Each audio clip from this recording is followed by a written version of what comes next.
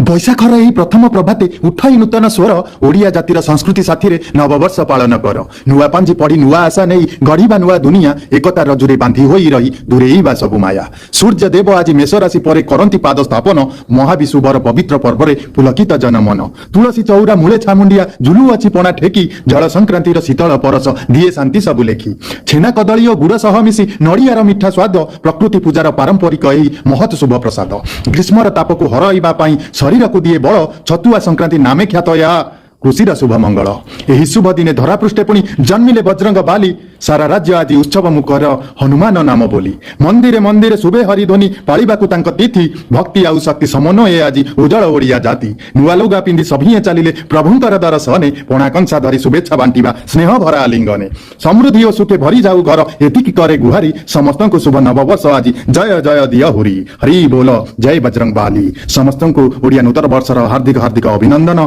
पणा संक्रांतिर अभिनंदन और आमर बजरंग बालींकर